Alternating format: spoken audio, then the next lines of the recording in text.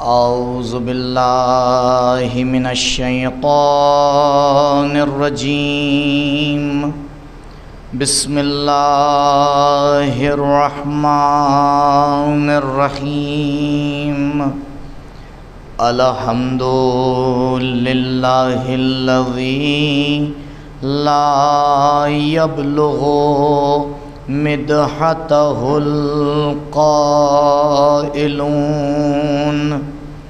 ولا يحصي نعماءه العادون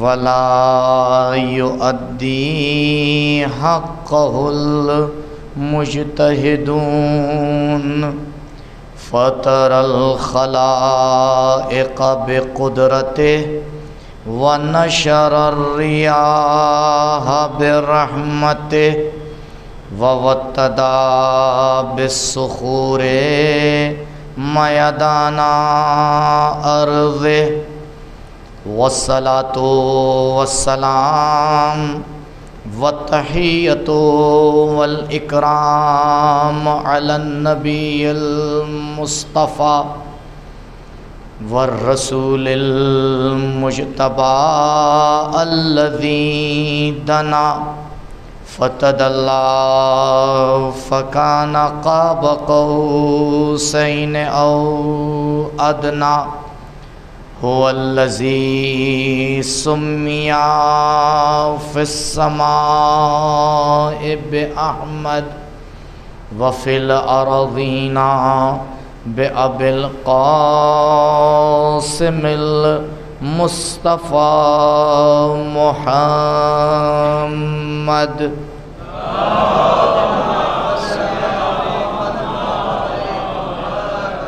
وعلى أهل بيته الأطيبين الأطهرين المعصومين المظلومين الذين أذهب الله عنهم الرجس وطهرهم تطهيرا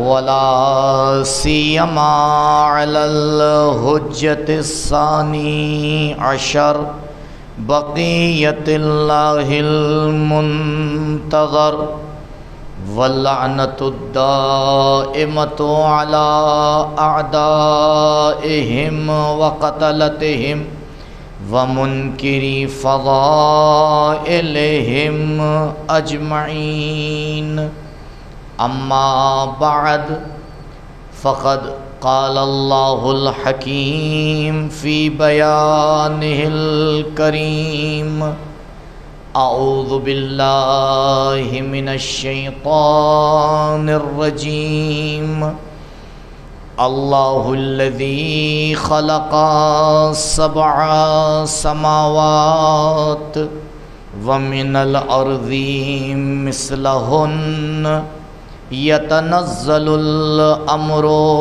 بينهن لتعلموا أن الله على كل شيء قدير وأن الله قد أحاط بكل شيء علما.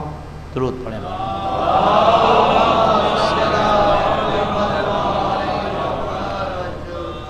اللهم كل وليك الحجة ابن الحسن صلواتك عليه وعلى آبائه في هذه الساعة وفي كل ساعة وليا وحافظا وقائدا وناصرا ودليلا وعينا حتى تسكنه أرضك طوعا وتمتعه فيها طويلا. اللهم صل على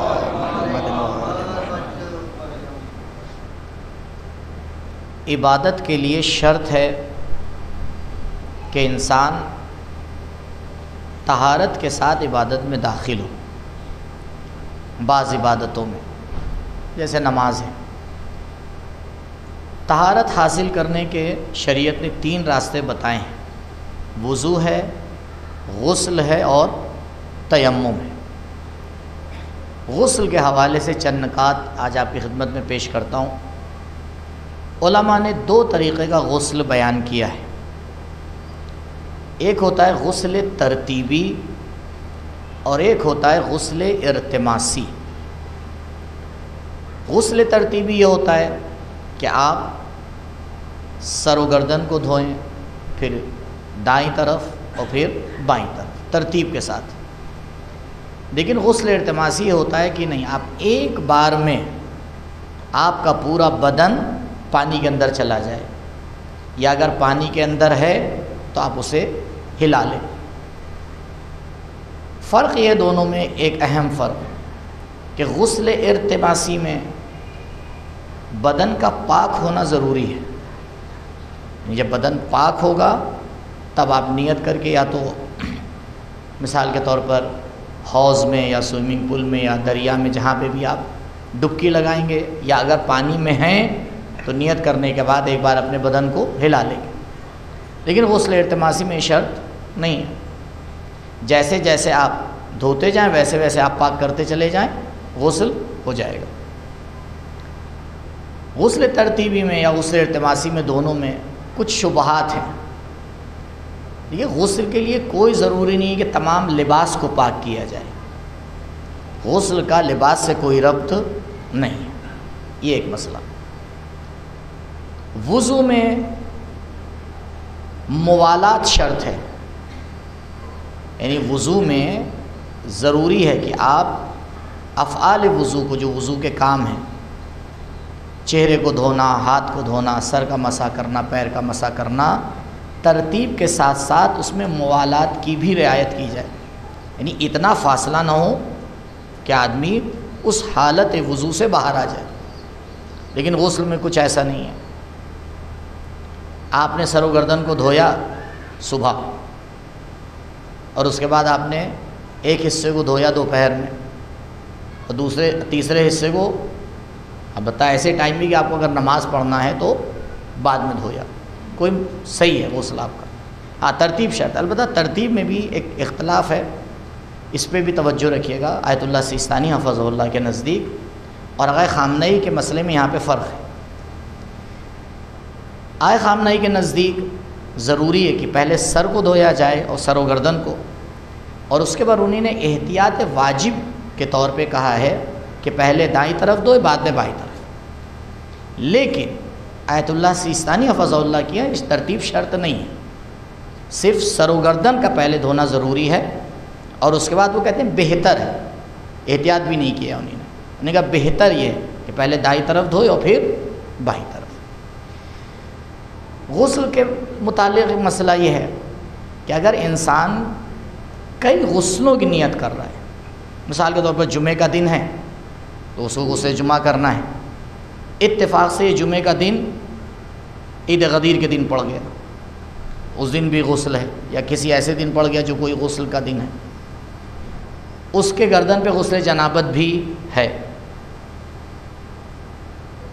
تو سب کی جگہ ایک کی نیت کر لے، یعنی ایک ساتھ سب کی نیت کر لے کافی ہے۔ ایک غسل کرے، نیت سب کی کرے، اور ایک ایسا غسل ہے جو جب بھی آپ غسل کیجئے نیت کر سکتے ہیں، وہ ہے غسل توبہ۔ پروردگار نے معاف کرنے کے مختلف راستے کھولے، وہ بہانہ تلاش کرتا ہے کہ میرا بندہ کچھ ایسا کام کرے تاکہ میں اسے معاف کر دوں۔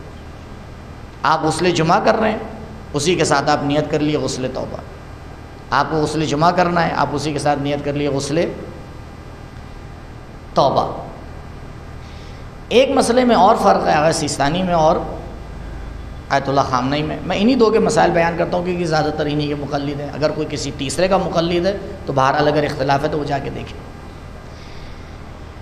وہ ہے غسل جنابت کے حوالے سے۔ غسل جنابت کے حوالے سے دونوں ان مراجع کا کہنا یہ ہے کہ اگر آپ نے غسل جنابت کیا تو اس کے بعد وضو کی ضرورت نہیں ہے، آپ ہر وہ کام جس میں وضو شرط ہے آپ کر سکتے ہیں۔ نماز پڑھنا ہے، قرآن کے خطوط کو ہاتھ لگانا ہے، جو بھی سارے کام ہیں آپ اس کے ذریعے کر سکتے ہیں۔ تو غسل جنابت میں یہ دونوں کی نظر سیم ہے۔ اب آئیے اس کے علاوہ جو دوسرے غسل ہیں، یہاں پہ فرق ہے۔ دوسرے جتنے بھی غسل ہیں وہاں پہ آیت اللہ خامنئی کا فتویٰ یہ ہے کہ نہیں، وہ غسل وضو سے کفایت نہیں کرتے، آپ کو غسل کے بعد وضو بھی کرنا پڑے گا۔ لیکن یہاں پہ آغا سیستانی کے مسئلے میں فرق ہے۔ اب یہ توضیح المسائل میں یا ویب سائٹ پہ جا کے دیکھیے گا، تقریباً 27 غسل انہوں نے گنائے ہیں غسل کے مسئلے میں الگ الگ، جو ان کے نزدیک مستحب ہونا ان کا ثابت ہے، ہر غسل نہیں، وہ غسل جس کا مستحب ہونا شریعت سے ثابت ہے، جیسے غسل جمعہ، تو ان کا فتویٰ یہ ہے کہ اگر آپ نے غسل جمعہ کیا ہے تو نماز جمعہ کے لیے وضو کی شرط نہیں، جو مستحب غسل ہیں اگر آپ نے کی، آغا سیستانی کے آپ مقلد ہیں تو آپ اس کے ذریعے سے بھی جو کام وضو جن میں شرط ہے آپ انجام دے سکتے ہیں۔ پروردگار توفیق دے شریعت مقدسہ پر بہتر سے بہتر عمل کر سکیں، بے برکت صلوات بر محمد و آل محمد۔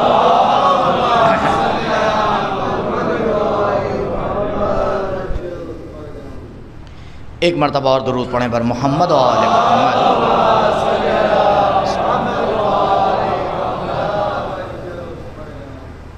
نظام الہی اور الہی نظام کے حوالے سے کل کی گفتگو میں ہم یہاں تک پہنچے کہ جہاں پروردگار علم مطلق رکھتا ہے، اسی کے ساتھ ساتھ وہ قدرت مطلق بھی رکھتا ہے، لیکن قدرت مطلق رکھنے کا مطلب یہ نہیں ہے کہ وہ ہر طرح کی شے کو خلق کرتا ہے، اور اس کا مطلب یہ بھی نہیں ہے کہ وہ ہر چیز کو خلق کر دیتا ہے، کیونکہ 3 مفہوم ہیں اور 3 تصویریں ہیں جو ہمارے اور آپ کے ذہن میں آتی ہیں۔ پہلی تصویر ممکنات کی ہے، آپ کسی بھی ممکن شے کی تصویر لے آئیں، باہر کیا ہے مجھے اس سے کام نہیں ہے، فی الحال ہماری گفتگو ذہن میں چل رہی ہے۔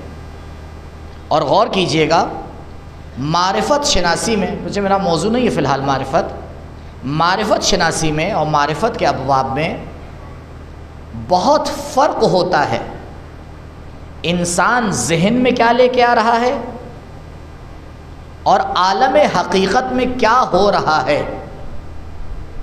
ضروری نہیں ہے کہ جو چیز ہمارے ذہن میں آ رہی ہو وہ عالم واقع میں بھی ہو رہی ہو، ضروری نہیں ہے، اور الٹا بھی ہے، یہ بھی ضروری نہیں ہے کہ جو کچھ عالم واقع میں ہے وہ ہمارے ذہن میں آ جاتا ہو۔ تو دلیل اور برہان کے ساتھ ثابت کرنا پڑتا ہے کہ جو ہمارے ذہن میں آ رہا ہے میرے ذہن سے باہر بھی ایسا ہے یا نہیں۔ آج سے تقریباً 2500 سال پہلے کچھ ایسے سمجھدار لوگ تھے، یہ سب سمجھداریاں آپ کو وہیں ملیں گی ویسٹ میں، کچھ ایسے سمجھدار لوگ تھے کہ جن کا ماننا یہ تھا کہ کائنات کچھ ہے ہی نہیں، جو کچھ ہے وہ ہمارا ذہن ہے، جو کچھ ہے ہمارا ذہن ہے، کائنات کچھ ہے، باہر کچھ ہے ہی نہیں، حقیقت نام کی کوئی شے ہے ہی نہیں، جنہیں علماء کہتے ہیں سوفسطائی، سفسطہ کرتے تھے، کچھ ہے۔ ابو علی سینا نے بہت بہترین نسخہ بتایا کہ اگر تمہارا واسطہ کسی ایسے شخص سے پڑے تو پریشان مت ہونا، آگ جلانا اور اسے اس میں پھینک دینا، کیا ہوگا؟ چلائے گا، اسے کہنا چلا کیوں رہے ہو، آگ ہے ہی نہیں، جلنا ہے ہی نہیں۔ آپ دیکھیں انسان کہاں تک کے چلا گیا ہے کہ جس چیز کو ہم اور آپ جس میں کبھی شک نہیں کرتے وہ اس میں شک نہیں کیے بیٹھا ہے، یقین کیے بیٹھا ہے۔ عجیب معرفت کی دنیا ہے۔ تو معرفت کی دنیا میں ذہن کے احکام الگ ہیں، باہر کے احکام الگ ہیں، اور بہت بڑی بڑی غلطیاں اسی وجہ سے ہو گئی ہیں، بہت بڑی بڑی غلطیاں ہو گئی ہیں اسی وجہ سے، کیونکہ ہم ان دونوں کو آپس میں جدا نہیں کر پاتے، الگ نہیں کر پاتے۔ میں ایک مثال دے رہا ہوں، آپ غور فرمائیے گا۔ آپ نے آ کے عقلی طور پر یہ ثابت کیا کہ اس کائنات کا نظم دینے والا، جس نے اس کو بالکل منظم بنایا ہے، وہ خدا ہے۔ عقل اس بات کا حکم دیتی ہے کہ اگر کہیں نظم پائی جا رہی ہے تو ایک ناظم ہے، بغیر ناظم کے تو نظم ہو نہیں پائے گی نا۔ کوئی ہوگا جس نے چاند کو اپنی جگہ رکھا ہے، ستاروں کو اپنی جگہ رکھا ہے، آفتاب کو اپنی جگہ پہ رکھا ہے، پورے اس کائنات میں ہر شے کو اپنی جگہ پہ رکھا ہے، اور پھر آپ کہتے ہیں کہ اس کائنات کا ایک بنانے والا ہے۔ وہ بنانے والا ایک خاص ذات ہے یا واجب الوجود ہے؟ آج معذرت کے ساتھ شروع سے ہی گفتگو پہ آپ کو دھیان دینا پڑے گا۔ دیکھیے، جب ہم کہتے ہیں واجب الوجود، یہ لفظ استعمال کرتے ہیں، اللہ میں اور واجب الوجود میں فرق ہے۔ اللہ الگ چیز ہے، واجب الوجود الگ ہے۔ میں مثال دوں آپ کو، آپ کا یہ انسان، تو کیا انسان میں فقط آپ اور ہم شامل ہیں یا سب شامل ہیں؟ لفظ انسان آپ نے کہا تو سب شامل ہیں۔ آپ نے کہا معصوم، تو اس میں ایک شامل ہے یا باقی بھی شامل ہیں؟ سبھی شامل ہیں نا۔ یعنی لفظ معصوم عام ہے، جو بھی اس صفت کو رکھتا ہو وہ اس کے اندر داخل ہو جائے گا۔ کیا آپ لفظ معصوم سے بتا سکتے ہیں کہ معصوم کتنے ہیں؟ ایک ہے، دو ہے، تین ہے، چار ہے، پانچ ہے؟ بتا سکتے ہیں؟ کبھی نہیں بتا سکتے۔ آپ یہ بتا سکتے ہیں کہ معصوم کا یہ معنی ہے، لیکن کائنات میں کتنی تعداد ہے یہ آپ کبھی نہیں بتا سکتے، لفظ معصوم سے نہیں بتا سکتے۔ اس کے لیے آپ کو الگ سے دلیل قائم کرنا پڑے گی، تب پتہ چلے گا کہ معصوم کی تعداد کتنی ہے۔ لیکن اگر آپ نے کہا امیر المومنین علیہ السلام،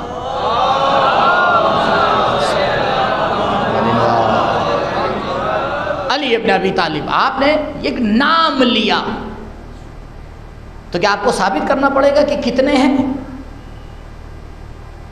ثابت کرنا پڑے گا، یا پتہ چلے بھئی ایک ہی تو ہے؟ تو دو طرح کے الفاظ ہوتے ہیں، کچھ الفاظ عام ہوتے ہیں اور کچھ الفاظ خاص ہوتے ہیں۔ مخصوص الفاظ کو جب آپ استعمال کرتے ہیں تو اس کا معنی پوری طرح سے روشن ہو جاتا ہے، لیکن جب عام الفاظ کو استعمال کیا جاتا ہے تو پھر وضاحت کرنا پڑتی ہے کہ مراد کون ہے، اور اگر آپ نے وضاحت نہیں کی تو سامنے والا ہو سکتا ہے مشکل میں پڑ جائے۔ لفظ اللہ ایک خاص لفظ ہے جس کو اللہ کی ذات سے مخصوص کر دیا گیا ہے، اپنی تمام صفات کے ساتھ اسے اللہ کہا جاتا ہے۔ لیکن اگر آپ نے کہا واجب الوجود، واجب الوجود ایک عام لفظ ہے، وہ بعد میں آپ کو دلیل دے کے ثابت کرنا پڑے گا کہ وہ وحدہ لا شریک ہے۔ غور فرمائیے گا، اگر صرف واجب کہہ دینے سے خدا کی وحدانیت ثابت ہو جاتی، ایک ایک لفظ میں غور فرمائیے گا، اگر واجب کہہ دینے سے خدا کی وحدانیت ثابت ہو جاتی تو پھر وحدانیت کے لیے الگ سے دلیل دینے کی ضرورت نہیں تھی۔ یہ جو خدا کی وحدانیت پر الگ سے دلیل دی جاتی ہے، اس کا مطلب یہ ہے کہ واجب الوجود کہہ دینے سے اس کا معنی تو سمجھ میں آ جاتا ہے لیکن وحدت سمجھ میں نہیں آتی ہے۔ وحدت کو سمجھانے کے لیے آپ کو الگ سے ایک لفظ کا استعمال کرنا پڑے گا۔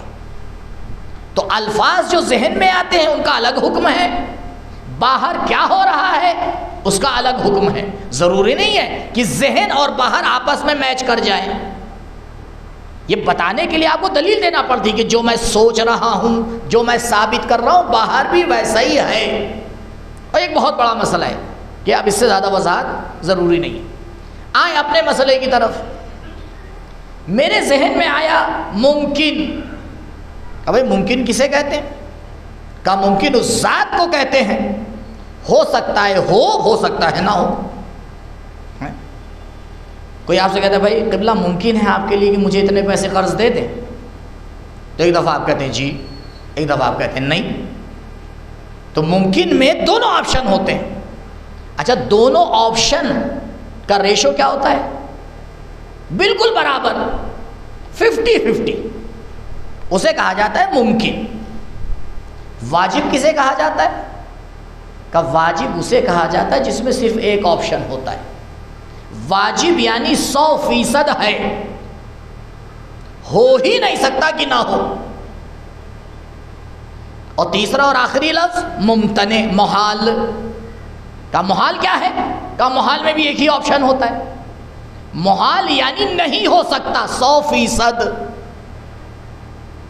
تو تینوں چیزیں روشن ہوں. واجب وہ جو 100% ہے، محال وہ جو 100% نہیں ہے، ممکن وہ جو جس میں دونوں آپشن برابر ہے، ہو بھی سکتا ہے نہیں بھی ہو سکتا ہے. اب ہمیں اور آپ کو کس کا علم ہے؟ تینوں کا یا کسی ایک کا؟ کا علم کے حوالے سے تینوں کا علم ہوتا ہے. ممکنات کا بھی ہمیں علم ہے، واجب کا بھی ہمیں علم ہے، محالات کا بھی ہمیں علم ہے. کل میں نے مثال دی تھی، دوبارہ ریپیٹ کیے دے رہا ہوں. واجب کا ہمیں علم ہے، خدا کا علم ہے. ممکنات کا ہمیں علم ہے، جتنی بھی دنیا میں چیزیں ہیں سب ممکن ہے، سب کا علم ہے. محالات کا ہمیں علم ہے، 2 اور 2 ملا کے 5 ہو جائے، نہیں ہو سکتا، اس کا بھی ہمیں علم ہے. تو علم کے حوالے سے کوئی فرق نہیں ہے، تینوں کا علم ہوتا ہے. لیکن جب قدرت کی بات آتی ہے تو قدرت کا رفع فقط ممکن سے ہوتا ہے، کیونکہ واجب تو ہمیشہ ہے، محال تو کبھی ہو ہی نہیں سکتا ہے. تو ان دونوں کا رابطہ کبھی بھی قدرت سے نہیں ہوتا ہے. قدرت کا تعلق اس سے ہوتا ہے جو ممکن ہو. قدرت کا تعلق فقط اور فقط ممکنات سے ہوتا ہے، بس. اسی لیے کل عرض کیا تھا کہ اگر بعض ایسی مثالیں آپ کو مل رہی ہیں جن کے بارے میں یہ ہے کہ خدا کر سکتا ہے یا نہیں، تو میں نے عرض کیا تھا خدا کی طرف بعد میں نسبت دیجئے گا، پہلے کام کو چیک کیجئے گا کہ یہ ممکنات میں آتا ہے یا محالات میں آتا ہے. میرے مولا نے یہی کو تو کہا تھا کہ ما سألتنی لا یکون، جو کام تم کہہ رہے ہو وہ ہو نہیں سکتا. یہ نہ کہو کہ پروردگار کر نہیں سکتا. میرے عزیزوں، ہماری اور آپ کی زندگی میں بہت سے ایسے ممکن کام ہیں جسے ہم نے اور آپ نے محال بنا رکھا ہے، اور کیونکہ محال بنا رکھا ہے لہٰذا اس کے بارے میں غور ہی نہیں کرتے. دیکھیے جیسے ہی آپ نے ایک کام کے اوپر محال کا ٹائٹل لگا دیا، وہ فوراً آپ کے دائرے قدرت سے باہر چلا جائے گا. نہ آپ اس کے بارے میں سوچیں گے، نہ آپ اس کے بارے میں غور کریں گے، نہ آپ اس کے بارے میں محنت کریں گے، کچھ ہی نہیں کریں گے. کیوں؟ کیونکہ وہ اب آ گیا محال کے سرکل میں. سوچا اس کام کے بارے میں جاتا ہے، پلان اس کام کے بارے میں کیا جاتا ہے جو ممکنات کے سرکل میں ہو. ہے آپ کسی سے کہہ دیجئے کہ بھائی دیکھیے آپ ایسا 10 لے کے آئیے میرے لیے جو 11 سے بڑا ہو. آپ کہ بھائی کیوں مذاق کر رہے ہیں، ایسا کام کہیے جو ہو سکے. ہے تو اتنا تو سب کی سمجھ میں آتا ہے، کوئی بہت ہائی بات تو نہیں، بہت سیدھی سی بات ہے. یہ بتائیے ایک قوم جس کا خدا عالی ترین ہو، جس کا نبی سب سے اشرف ہو، جس کی کتاب تا قیامت معجزہ ہو، جس کے رہنما ایسے ہوں کہ جس کے لیے حدیث کسا آواز دے، ما خلقت سماء مبنیا ولا ارضا مدحیا ولا قمرا منیرا ولا شمسا مضیئا ولا فلکا یدور ولا بحرا یجری الا لاجلکم ومحبتکم۔ درود پڑھیں بر محمد و آل محمد۔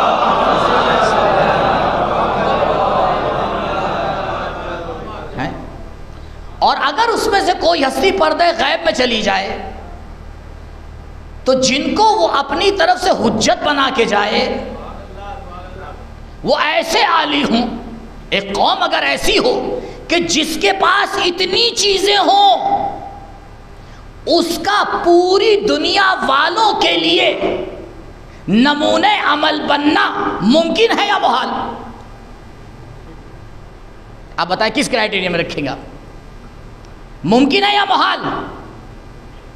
کہ بھائی ممکن نہیں، یہ تو تھوڑا تھوڑا واجب لگ رہا ہے، تھوڑا تھوڑا اس کا پلہ کدھر جھک رہا ہے، واجب کدھر؟ کیونکہ کسی دوسری قوم سے نہیں کہہ سکتے، کیونکہ ایک قوم کے پاس جائیں گے تو کتاب تحریف ہو گئی، ایک قوم کے پاس جائیں گے تو نبی خدا سے کشتی لڑنے لگا، ایک قوم کے پاس جائیں گے تو ایسے کو خلیفہ بنا دیا جسے یہی نہیں پتا نبی کیا کہہ رہے تھے، ایک قوم کے پاس جائیں گے تو ایسوں کو اپنا مرجع بنا دیا کہ اس نے کہا کہ اگر 2 سال نہ رہتا تو ہلاک ہو جاتا۔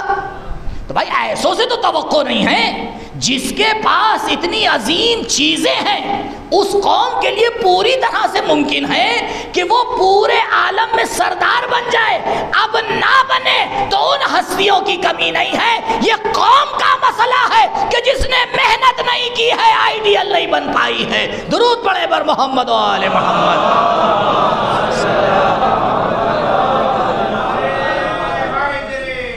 یا علی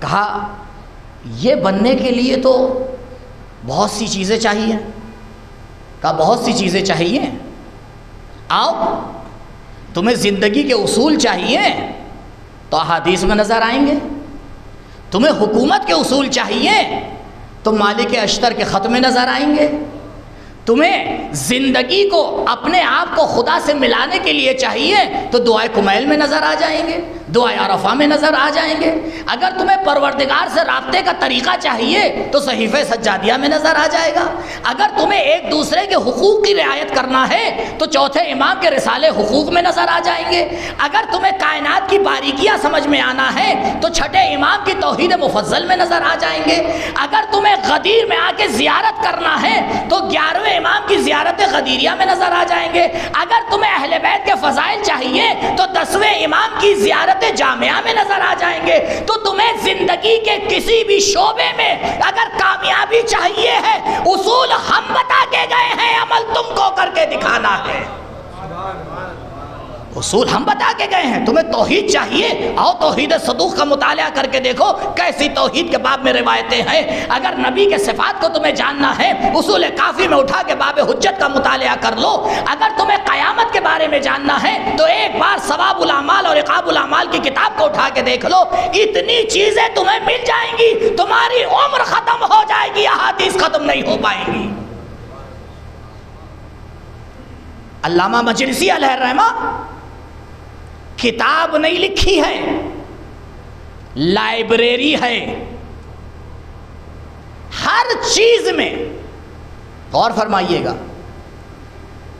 سرداری اور سروری میں ہمیشہ گیند ہمارے پالے میں رہا ہے۔ 3 دوست تھے، 3 دوست ایک ساتھ عالم دین ایک ساتھ ایک کمرے میں رہتے تھے نجف میں، ایک نجف کے تھے، ایک ایران کے تھے، ایک لبنان کے تھے۔ آیت اللہ تہرانی یہ ایران کے تھے، آیت اللہ قریشی یہ عراق کے تھے، اور آیت اللہ محسن امین یہ لبنان کے تھے۔ یہی تو حوزے کی خصوصیت ہے، جہاں بارڈر نہیں ہوا کرتے ہیں، ہر ملک کا ساتھ میں رہتا ہے، یہ تینوں ساتھ میں رہتے تھے۔ سعودی عرب سے ایک میگزین چھپی اور اس میگزین میں یہ دعویٰ کیا گیا کہ شیعہ مذہب کے پاس کچھ نہیں ہے، نہ ان کے پاس علماء ہیں، نہ ان کے پاس کتابیں ہیں۔ دیکھیے وہ کھسیانی بلی کا آپ نے ضرب المثل سنی ہے نا، اب جب دیکھا کسی طرح سے نہیں ہو پا رہا ہے تو انہی نے یہ ایک آرٹیکل نکالا ایک میگزین سے، وہ آرٹیکل ان کے ہاتھ بھی لگا۔ یہ تینوں نجف میں پڑھائی کر رہے تھے، تو تینوں نے آپس میں معاہدہ کیا کہ اس کا جواب دیتے ہیں۔ آیت اللہ تہرانی نے کتاب لکھی الذریعہ الی تصانیف الشیعہ، شیعوں کی تصنیفات، شیعوں کی لکھی ہوئی کتابیں، اس کی صرف فہرست بنائی، کتابوں کا نام، رائٹر کا نام، کتاب کا ٹاپک کیا ہے، کتاب کے پیج کتنے ہیں، کس عالم دین نے لکھی ہے، کہاں سے شروع ہوتی ہے ایک لائن، کہاں پہ ختم ہوتی ہے ایک لائن، بس اتنا، 8-10 لائن میں ایک کتاب کی بایوگرافی۔ اب شیعہ کتابوں کی انہوں نے بایوگرافی صرف لکھی تو 32 جلد کتاب بن گئی، اور وہ بھی انہوں نے کہا کہ اس میں صرف ایران اور عراق کی کتابوں کی فہرست بنا پایا ہوں، ابھی جو ہندوستان میں کتابیں ہیں وہاں تو میں پہنچا ہی نہیں ہوں۔ اب ہندوستان کا نام آ گیا تو آئیے بھی سنتے جائیے 2 منٹ۔ جب علامہ مجلسی بحار الانوار لکھ رہے تھے تو آپ نے شیعوں کی تمام کتابوں کو جمع کیا، بحار الانوار لکھنا تھی، پرانے نسخے، عالی ترین نسخے، اور علامہ مجلسی کے لیے آسان بھی تھا، کیوں؟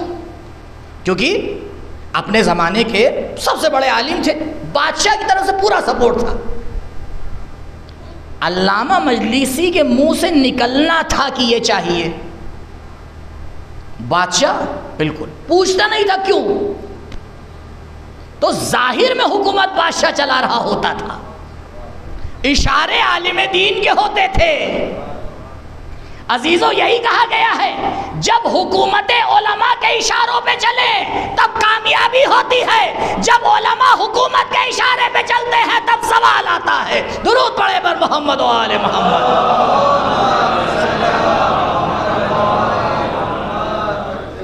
اب جب انہی نے نایاب نسخوں کو جمع کرایا تو انہیں پتا چلا کہ شیخ صدوق علیہ الرحمہ نے ایک کتاب لکھی ہے جو ہماری جو کتب اربع ہیں، 4 کتابیں، وہ ایک کتاب ان 4 کے برابر ہے، اتنی اس میں روایات ہیں۔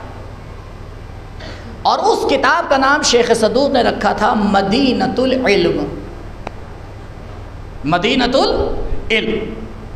لیکن علامہ مجلسی کو وہ کتاب نہ عراق میں ملی نہ ایران میں ملی۔ تب انہی نے لکھا ہے مجھے پورا یقین ہے اگر کہیں اس کتاب کا کوئی نسخہ مل سکتا ہے تو وہ ہندوستان کے کتاب خانے ہیں۔ نہیں، ابھی آپ کو اپنی میراث کا اندازہ نہیں ہوا، آپ یہ نہ سوچیں کہ قبلہ میں گڑے مردے اکھاڑ رہا ہوں، جی نہیں، میں آپ کو جھنجھوڑ رہا ہوں،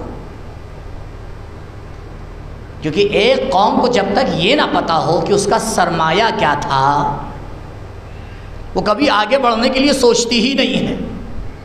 ابھی تو میں گفتگو پہ آیا ہی نہیں ہوں، ابھی تو واجب اور ممکن کے رابطے کو بیان کر رہا تھا، اسی پہ ہوں۔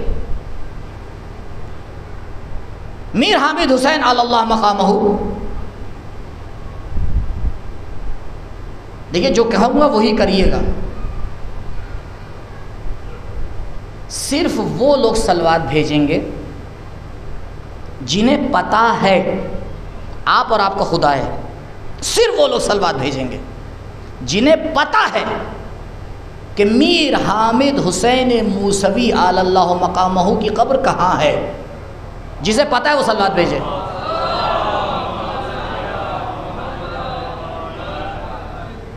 اب مل جل کے بھیجیے۔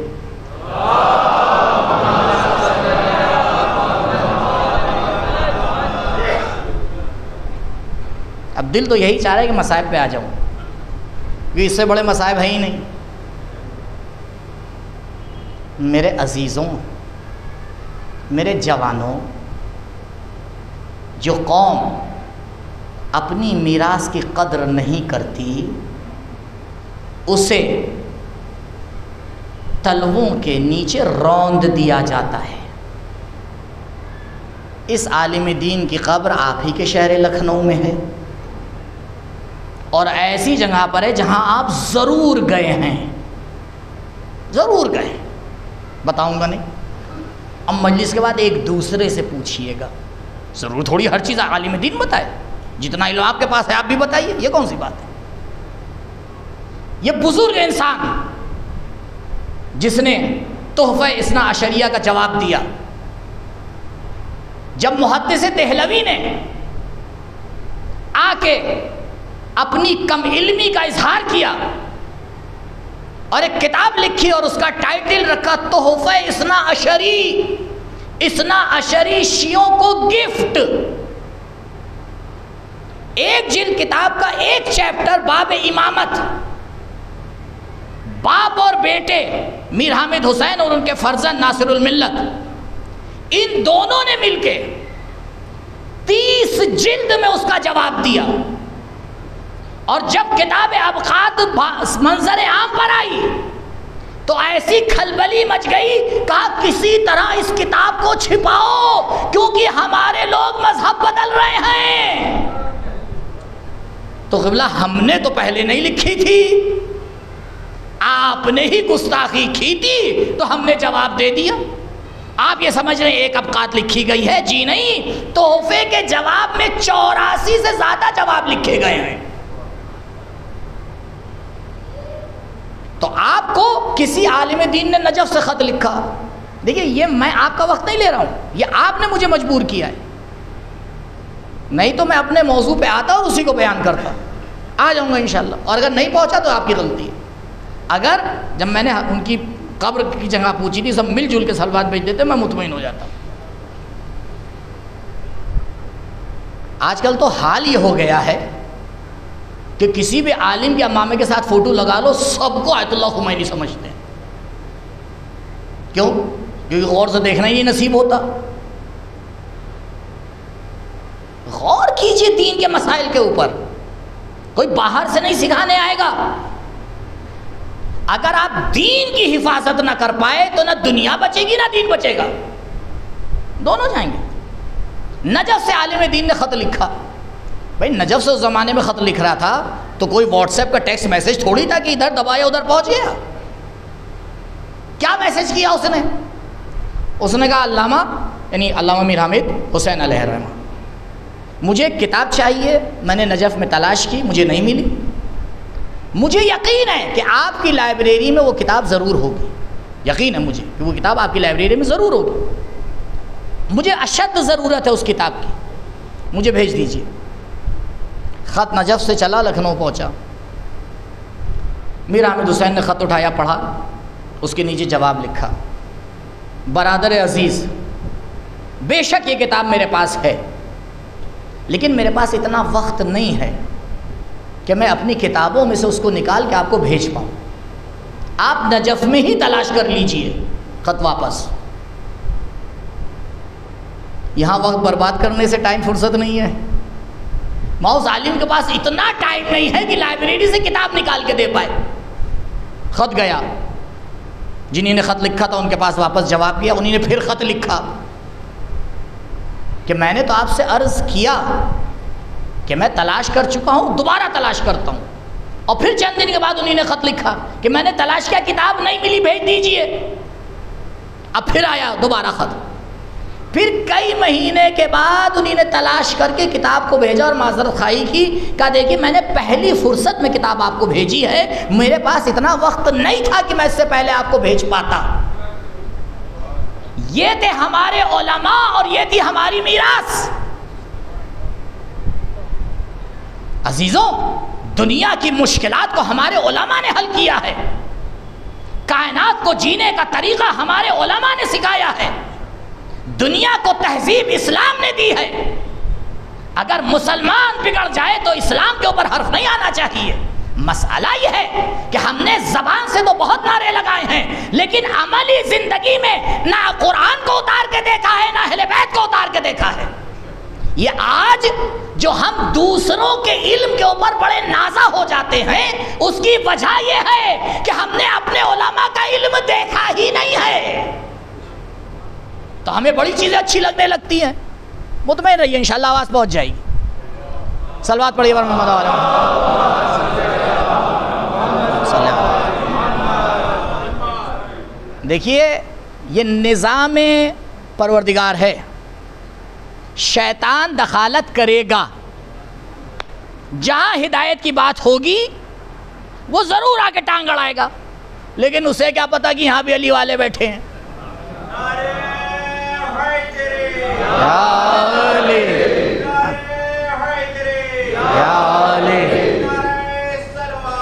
اللہم صلی علی محمد وآل محمد۔ غور کریے، جائیے علماء کی بائیوگرافی پڑھیے، دیکھیے اسلام کیا ہے۔ اسلام بہت عظیم ہے، ہم نے نہیں سمجھا ہے تو اسے نیچے نہ لائیے۔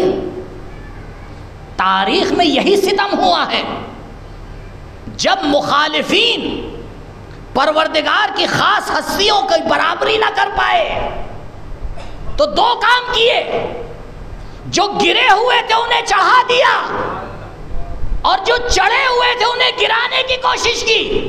لیکن پروردگار نے آواز دی، تو عز من تشاء و تذل من تشاء، عزت پروردگار کے ہاتھ میں ہے، ذلت پروردگار کے ہاتھ میں ہے۔ درود پڑھے بر محمد و آل محمد۔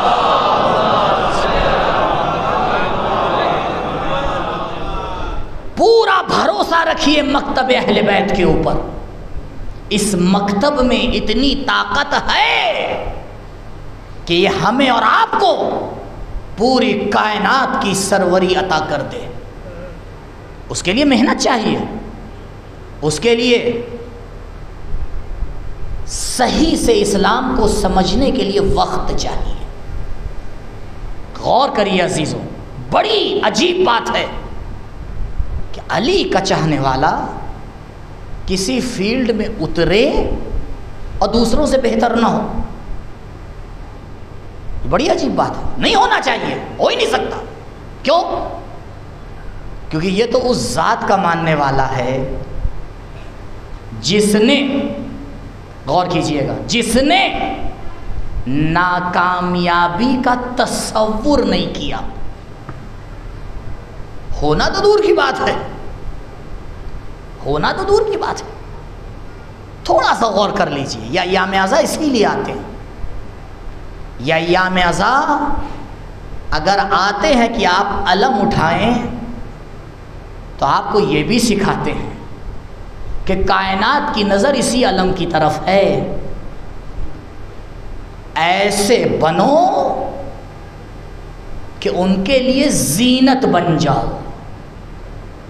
یہ ممکن ہے، محال نہیں ہے۔ خدا کے واسطے اسے محال کے سرکٹ سے باہر نکالیے اپنی زندگی میں۔ پتہ نہیں ہم نے کیوں، ارے مولانا کیسی بات کر رہے ہیں، اتنا بڑا ملک ہے، ہم ہیں ہی کتے سے، آٹے میں جواب دیا، آٹے میں نمک، اور یہی نمک نہ ہو تو، یہی نمک نہ ہو تو کیا حال ہوگا؟ بھائی اس آٹے کا وجود ہی اسی نمک پر ہے۔ کب آپ نے اسلام میں دیکھا کہ بڑی بڑی بھیڑ جمع کی گئی ہو سوائے غدیر کے؟ کبھی بڑی بڑی بھیڑ نہیں جمع کی گئی، ادھر 1000 ادھر 313، ادھر اتنے سے۔ کا یاد رکھو، کامیابی کوالٹی سے جیتی جاتی ہے، کوانٹٹی سے نہیں جیتی جاتی۔ محنت کی ضرورت ہے، سمجھنے کی ضرورت ہے۔ اتنا مت مصروف ہو جائیے صرف دن بھر کی زندگی میں کہ یہی خیال نہ رہے ہمارے اندر کوئی کمال آ رہا ہے یا نہیں آ رہا ہے۔ معذرت کے ساتھ ایسا گھومنے میں لگ گئے ہیں کہ پتہ ہی نہیں چلتا کب صبح ہوئی کب رات ہوئی۔ ایک ٹائم ٹیبل ہی نہیں ہے ہمارے پاس کہ پتہ چلے کل میں نے کیا کیا تھا جو آج نہیں کرنا ہے، اور کل میں نے کیا نہیں کیا تھا جو آج کرنا ہے. کیسے ترقی پا پائیں گے, کیسے کامیاب ہو پائیں گے؟ اور میں یہیں سے اعلان کر رہا ہوں آپ کی خدمت میں, اس خاص ٹاپک پر آپ کو سیمینار رکھنا ہے, کلاس رکھنا ہے, مجلس رکھنا ہے, مباحثہ رکھنا ہے, مناظرہ رکھنا ہے, میں حاضر ہوں. آپ پاس وقت ہونا چاہیے. اب آج تو آپ لوگ پکڑ میں آتے ہیں نا ایسے ایام میں, تو میں سنا لیتا ہوں. ایسے کہاں ملتا ہے؟ تو یہ عین ممکن ہے. آئیے ٹاپک پہ ہوں. ممکن اور واجب. محال, محال نہیں ہے, پہلے بھی ہو چکا ہے اور انشاءاللہ عنقریب ہوگا. میں کم سے کم اس پہ تو ایک انشاءاللہ صحیح سے کہہ دیتے. ایک مرتبہ سلوات پڑھیے تو پتہ چلے انشاءاللہ کیسا ہے.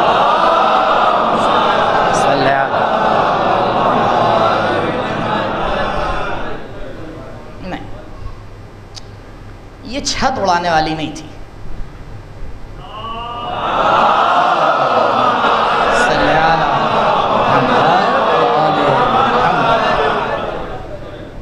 انشاءاللہ وقت نزدیک ہے, تھوڑا سا ہلنے کی ضرورت ہے, کیونکہ پروردگار ہمارے ارادوں کو دیکھتا ہے. کہتا تو ارادہ کر پھر دیکھ میں تجھے کہاں پہنچا دیتا ہوں. ہاں, لیکن وہ قوم جو اپنے آپ کو بدلنے کا ارادہ نہ کرے, پروردگار اسے ہاتھ نہیں لگاتا. کہتا پہلے تم ارادہ کرو. ما یغیر اللہ بقوم حتی یغیروا ما بانفسہم. تم ارادہ کرو کہ تمہیں بڑھنا ہے, تمہیں ترقی کرنا ہے, کوئی تمہیں نہیں روک سکتا ہے, کوئی نہیں روک سکتا. پروردگار نے سسٹم ہی ایسا بنایا ہے. انشاءاللہ 9 کی مجلس میں آپ کو اس کا جواب دوں گا کہ کوئی کیوں نہیں روک سکتا.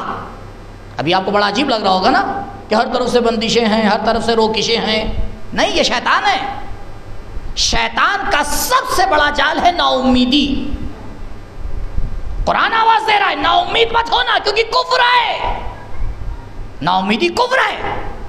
میرے عزیزوں, میرے جوانوں, کبھی نا امید مت ہوئیے گا, کیونکہ وہ پروردگار جو موسیٰ کے لیے نیل میں راستہ بنا سکتا ہے, وہ پروردگار جو ابراہیم کے لیے آتش کو گلزار بنا سکتا ہے, وہ پروردگار جو تمام عجیب عجیب چیزوں کو محقق کر سکتا ہے, اس نے یہ ارادہ کر لیا ہے کہ تم آگے بڑھنے کے لیے ارادہ کرو, کامیابی میں تمہارے حوالے کروں گا. درود پڑھیں پر محمد و آل محمد.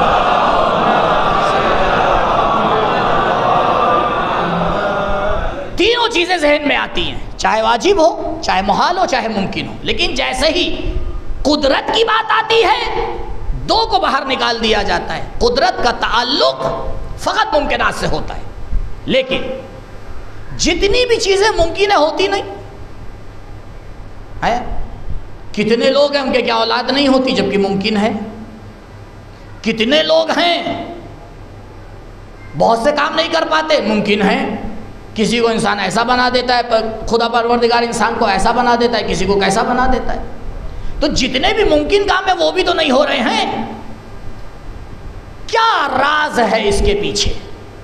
علم پروردگار ایک صفت, قدرت پروردگار دوسری صفت, تیسری صفت تھی حکمت پروردگار. دیکھیے, جب میرے پاس کئی آپشن ہوں تو میں اس میں سے کسی ایک کو چنتا ہوں, کیونکہ سب تو ہو نہیں سکتے. شہر میں ایک ٹائم میں 10 جگہ مجلس ہو رہی ہے, تو میں کسی ایک ہی میں تو جا پاؤں گا. لیکن یاد رکھیے گا, جس میں بھی جائیں گے آپ کو جواب دینا پڑے گا. کیوں؟ کیونکہ مختلف آپشنز میں جب آپ کسی ایک کو چنتے ہیں تو کسی کرائٹیریے پہ چنتے ہیں, ایسے ہی تھوڑی چن لیتے ہیں. عقل مند انسان, سمجھدار انسان ایسے تھوڑی چنتا ہے اکڑ بکڑ بمبے بو, ایسے تھوڑی چنتا ہے مولانا استخارہ دیکھ دیجئے, ایسے تھوڑی چنتا ہے مجھے اچھا لگ رہا ہے. یہ سب بیوقوفی کی باتیں ہیں۔ سمجھدار انسان اس آپشن کو چنتا ہے جو اس کی نظر میں تمام آپشن میں سب سے بہتر ہوتا ہے۔ ایسا ہی ہے یا نہیں؟ لیکن یہ وہی کر سکتا ہے جس کے پاس اختیار ہو۔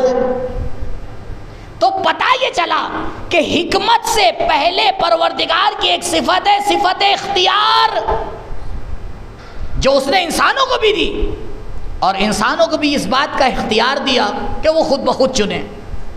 نہیں تو اگر پروردگار چاہتا تو کائنات میں کوئی اس کی مخالفت کر سکتا تھا؟ اگر پروردگار چاہتا تو پوری دنیا کے انسانوں کو مومن نہیں بنا سکتا تھا؟ اگر پروردگار چاہتا تو پورے کائنات کے انسانوں کو معصوم نہیں بنا سکتا تھا؟ ہر کچھ سب کچھ کر سکتا تھا، لیکن اس نے نہیں کیا۔ کیوں؟ تاکہ انسان اپنے اختیار سے چنے، تاکہ قیامت میں جواب دے ان آپشن میں سے اسی کو کیوں چنا، دوسرے کو کیوں نہیں چنا۔ اب یہ نہ کہنا کہ کس گھر میں پیدا ہو گئے، بلکہ یہ دیکھنا آپشن میں سے کس آپشن کو چنا ہے۔ درود پڑھے بر محمد و آل محمد۔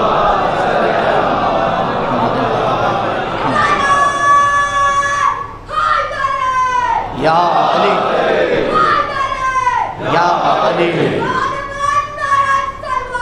اللہم صلی علی محمد و علی محمد۔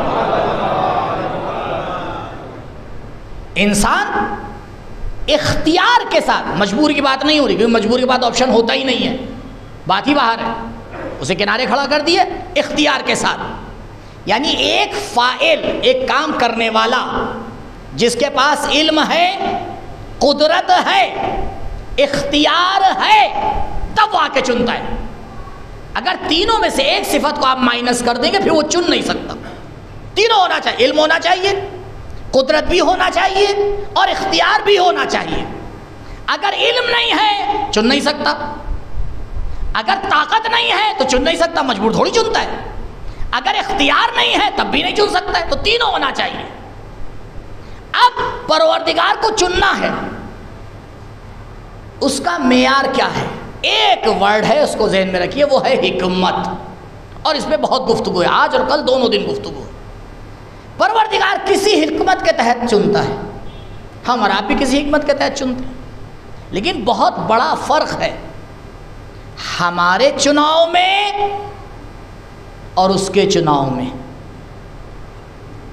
وہ جب چنتا ہے تو ازل سے ابد تک نظر میں رکھتا ہے، لیکن ہم اور آپ جب چنتے ہیں تو کبھی کبھی پیر کے آگے بھی نہیں دیکھ پاتے، اسی لیے تو ہمارے ارادے چینج ہوتے ہیں۔ گھر سے نکلے پورا ارادہ کر کے فلاں کی مجلس میں جائیں گے، آدھے راستے پہنچ گئے، اما نہیں یہاں چلے جاتے ہیں۔ یہ کیوں چینج کیا آپ نے؟ یا پہلے والا غلط، یا دوسرا غلط، یا دونوں غلط ہے؟ کیوں؟ کیونکہ اس وقت آپ کے پاس ایک ایسا علم آیا جو پہلے نہیں تھا، تو علم چننے میں دخالت رکھتا ہے۔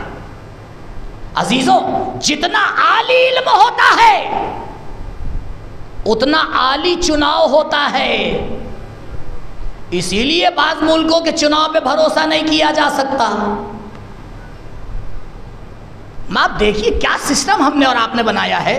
فی الحال میں اپنی طرف نسبت دیے دے رہا ہوں تاکہ آپ کے اوپر کوئی حرف نہ آئے۔ عالم کا بھی ایک ووٹ اور جاہل کا بھی ایک ووٹ۔ ہمارا جس سسٹم میں عالم و جاہل برابر ہوں وہ کہاں سے کامیاب ہو جائے گا؟ اس کی ناکامیابی تو شروع سے ہی سمجھ میں آ رہی ہے۔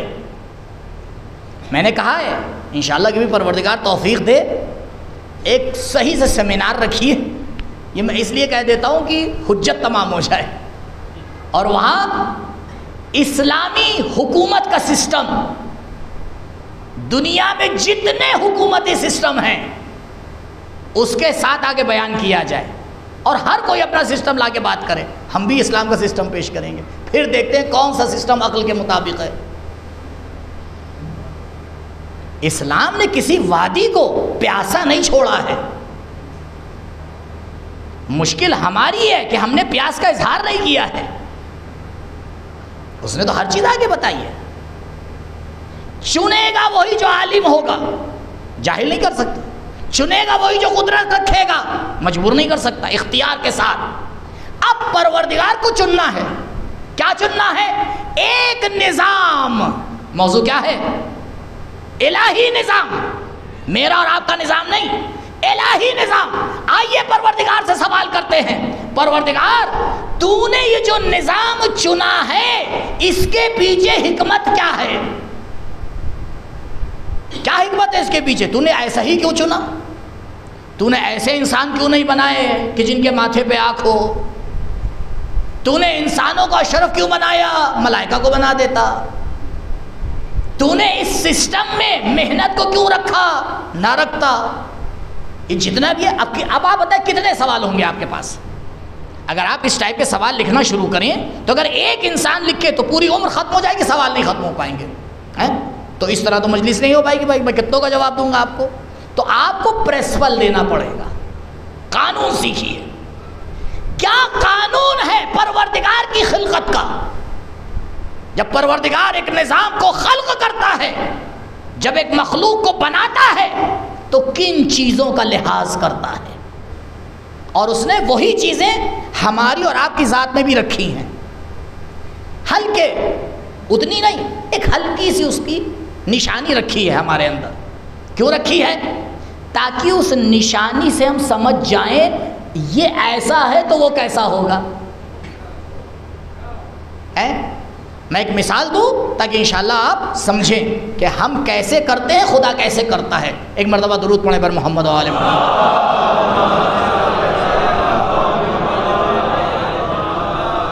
سورہ مبارکہ یاسین اواخر کی آیات. اذا اراد اللہ شیئا ان یقول له کن فیکون. ترجمہ آپ کے ملحوظ خاطر ہے، پھر بھی ترجمہ کیے دے رہا ہوں. جب پروردگار ارادہ کرتا ہے کسی شے کو خلق کرنے کا، اذا اراد اللہ شیئا، جب پروردگار ارادہ کرتا ہے کہ کچھ بنائے، ان یقول له، یہیں پہ رکیے. پروردگار ارادہ کرتا ہے کسی شے کو بنائے. اب مجھے آپ بتائیے وہ شے واجب ہوگی، محال ہوگی یا ممکن ہے؟ ممکن ہی تو ہوگی. واجب تو بنایا نہیں جاتا، ممکن قدرت کے دائرے سے باہر ہے تو ممکن ہی تو ہوگی. یعنی پروردگار کسی ممکن شے کو خلق کرنے کا ارادہ کرتا ہے تو کیا کرتا ہے؟ ان یقول لہو، یہ لہو کی ضمیر شے کی طرف پلٹ رہی ہے. اس شے سے کہتا ہے، کیا کہتا ہے؟ کن، ہو جا. فیکون، ہو جاتی ہے. ہم کتنے سالوں سے ترجمہ پڑھتے آ رہے ہیں. تو یہ تو بیوقوف بنایا جا رہا ہے بھائی. کیوں؟ آیت کہہ رہی ہے جب پروردگار اسے بنانے کا ارادہ کرتا ہے تو بنی ہے یا نہیں؟ نہیں بنی ہے نا. پھر کہہ رہا ہے اس سے کہتا ہے. بھائی آدم سے نہیں کہا جاتا، نیستی کو مخاطب نہیں بنایا جاتا. اگر کوئی نیستی کو مخاطب بنا دے تو اسے دیوانہ کہہ کے نور منزل بھیجا جاتا ہے. تو بھائی وہ چیز نہیں ہے. آیت کی سٹارٹنگ یہ بتا رہی ہے کہ وہ نہیں ہے، کیونکہ اگر ہے تو خدا خلق کیوں کر رہا ہے؟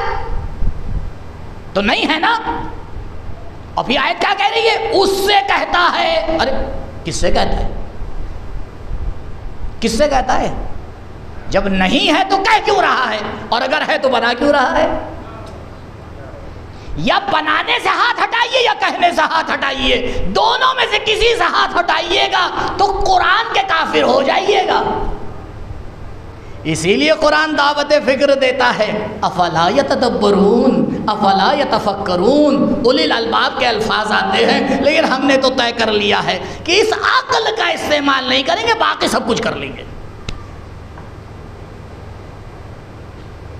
اب اس آیت کا جواب بڑے سکون سے میں آپ کو دیتا ہوں. ایک مرتبہ صلوات پڑھیے پر محمد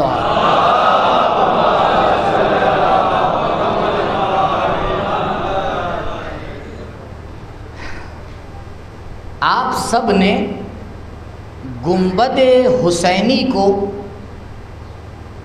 یا ڈائریکٹ یا ٹی وی سے دیکھا ہوگا. سب نے دیکھا ہے نا؟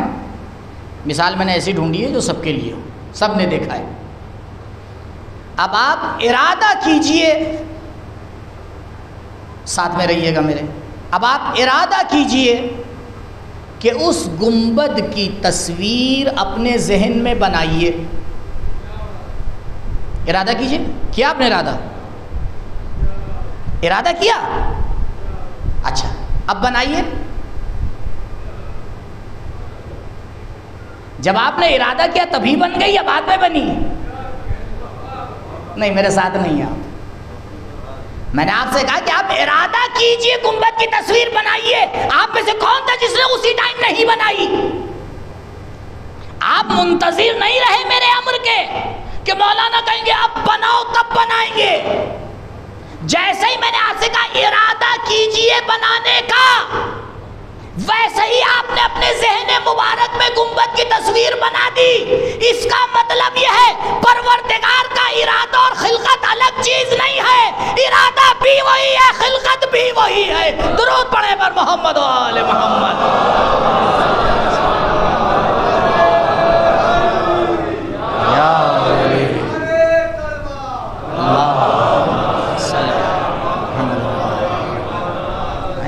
اما جب مخلوق اتنا بڑا چمتکار کر لے تو خالق کیوں نہیں کر سکتا ہے؟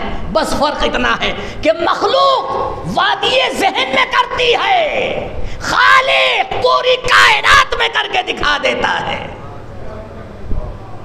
اے انسان اپنے نفس کو پہچان، پروردگار کو پہچان جائے گا. تو ہم خلقت ایسے ہی کرتے ہیں جیسے پروردگار کی مثال دی آپ کو. تو اب اس بات کی طرف متوجہ رہی گا. اگر میں آپ کی اپنی انسانوں کی مثال دے رہا ہوں تو یہی مثال جائے گی خدا کے اوپر بھی. ہم جب آ کے اختیار کرتے ہیں اتنا ہی اچھا آپشن اختیار کرتے ہیں جتنا اچھا علم ہوتا ہے، اتنا ہی بیسٹ آپشن اختیار کرتے ہیں جتنی قدرت ہوتی ہے. اب اختیار کرنے کا ملاک اور معیار کیا ہے؟ بس اسی بات ختم ہوگی. کیا ملاک ہے؟ کیا کرائٹیریا ہے؟ آپ نے اپنے دوست کو میسج بھیجا بھائی میں خیریت سے ہوں. تو یہ جو آپ نے میسج بھیجا ہے اپنے دوست کو کہ بھائی میں خیریت سے ہوں، اس کا کوئی مقصد تھا یا نہیں؟ کا قبلہ مقصد کیا تھا؟ کا مقصد تھا کہ اس کو بتاؤں میں خیریت سے ہوں. میں نے کہا بہت اچھی بات ہے. اس کا کیا مقصد تھا؟ کیوں آپ اسے بتانا چاہ رہے ہیں کہ میں خیریت سے ہوں؟ کہ اس لیے بتانا چاہ رہا ہوں کہ ابھی اس کے بعد کچھ کہنا ہے. کیا کہنا ہے؟ کہ بھائی آج کل حالات ذرا سخت ہو گئے ہیں، تھوڑا سا پیسہ قرض بھیج دیجئے. تو یہ جو دوسری والی بات ہوئی اس کے لیے پہلی والی بات کیا ہوئی؟ مقدمہ ہوئی. اب میں آپ سے سوال کروں قبلہ یہ آپ نے اپنے دوست سے پیسے مانگے، یہ کیوں مانگے؟ کہ بھائی اس لیے مانگے کیونکہ مجھے پیسوں کی ضرورت ہے. پھر میں آپ سے سوال کروں آپ کو پیسوں کی کیوں ضرورت ہے؟ آپ بتائیں. کہیں نہ کہیں آدمی اوپر کھڑا ہو گیا کہ بھائی دماغ ٹھیک ہے. یہ کیا طریقہ ہے آپ کا؟ ہر سوال پہ آپ کہیں نہ کہیں تو ٹکیں گے. یہ چین کہیں نہ کہیں تو ٹوٹے گی. اب آئیے میرے عزیزو، اگر ہم خلقت پروردگار میں چین بنائیں اور خالق سے آگے پوچھیں تو نے یہ بنایا کیوں؟ وہ کہے اس لیے. تو نے یہ کیوں بنایا؟ کیوں؟ یہ کس لیے؟ تو نے یہ کیوں بنایا؟ کیا اس لیے؟ کس لیے؟ ارے کہیں تو جا کے یہ چین ٹوٹے گی. وہ کیا چیز ہے؟ وہ کیا ہے جہاں جا کے سوال ختم ہوتا ہے؟ خدا کے پاس چلیں گے لیکن پہلے اپنے بارے میں سوچیں. اپنے جتنے بھی کام ہیں آج سے کل تک کے اس کو ایک بار غور کیجئے گا. سب کا ایک منشا ہے، سب کا ایک منشا ہے، ایک وجہ ہے، وہ ہے حب ذات. اگر اپنی ذات سے محبت نہ کرے کچھ نہیں کرے گا۔ پتہ ہے انسان آتم ہتیا کیوں کرتا ہے؟ کیوں کرتا ہے؟ ابھی آپ یہی کہیں گے نا اپنے آپ سے بیزار ہو جاتا ہے۔ جی نہیں، کیونکہ اپنے آپ کو چاہتا ہے، کیونکہ اپنے آپ کو چاہتا ہے، کیونکہ چاہتا ہے لہٰذا اپنے آپ کو مصیبتوں میں نہیں ڈال سکتا، تو کہتا ہے بھائی بہتر آپشن یہ ہے کہ مر جاؤ۔ جو بھی انسان کام کرتا ہے وہ انڈائریکٹ پلٹتا ہے اس کی حب ذات کی طرف۔ اس لیے بہت غور کیجئے گا، دقیق معنی میں فداکاری ہوتی نہیں، دوبارہ کہہ رہا ہوں، دقیق معنی میں ایثار نہیں ہوتا۔ ایثار کا مطلب کیا ہے؟ دوسرے کو اپنے اوپر ترجیح دینا۔ ہوتا ہی نہیں ایسا ہے۔ آپ کے پاس ایک روٹی کھانے والے دو، آپ کس کو دیں گے؟ آپ نہیں جانتے میں بہت بڑا ایثار کرنے والا ہوں، میں بھوکا رہ جاؤں گا اس کو دے دوں گا۔ تو کیوں اس کو دے رہا ہے؟ کیونکہ اپنے آپ کو چاہتا ہے۔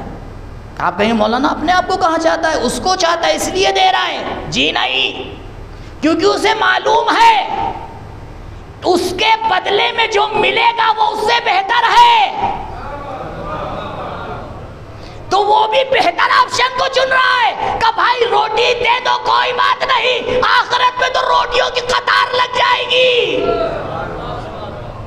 شہید ایسا ہی شہید ہونے کے لیے نہیں جاتا ہے، وہ جان کو دے دیتا ہے، مرضی پروردگار کو خرید لیتا ہے۔ درود پڑھے پر محمد و آل محمد۔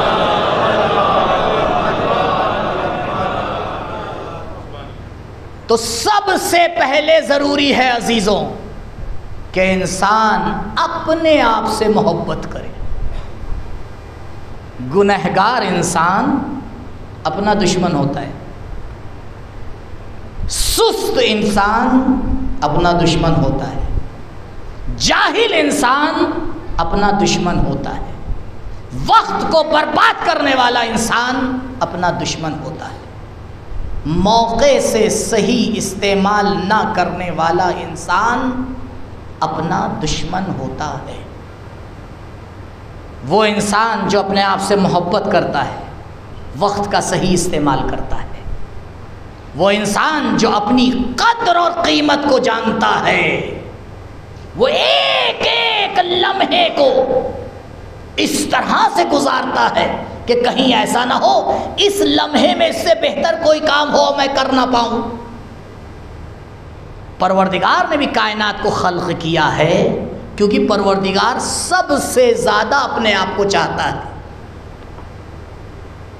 خیر و محبوب، کائنات کا سب سے بڑا چاہنے والا اگر کوئی ہے تو وہ خدا ہے، اور کائنات میں کوئی ذات جسے سب سے زیادہ چاہا جاتا ہے تو وہ بھی خدا ہے، کیونکہ جیسی چاہت خدا کی ہے کسی کی ہو ہی نہیں سکتی، کیونکہ وہ چاہت واجب کی واجب چاہت ہے، ممکنات کی چاہت ممکن کی چاہت ہے، واجب اور ممکن کی چاہت کا مقابلہ ہو ہی نہیں سکتا، کیونکہ پروردگار جانتا ہے ممکنات اس طرح سے اسے چاہ ہی نہیں سکتی جو چاہنے کا حق ہے، لیکن بغیر چاہے کام بھی نہیں ہو سکتا ہے، تو اس نے ایک راستہ نکالا، کہا کچھ ایسی ہستیاں خلق کروں گا جو میرا جلوہ ہوں گی، میری مثل ہوں گی، تم ان کو چاہ لینا، جتنا ان کو چاہتے چلے جاؤ گے مجھ سے نزدیک ہوتے چلے جاؤ گے۔ درود پڑھے پر محمد و آل محمد۔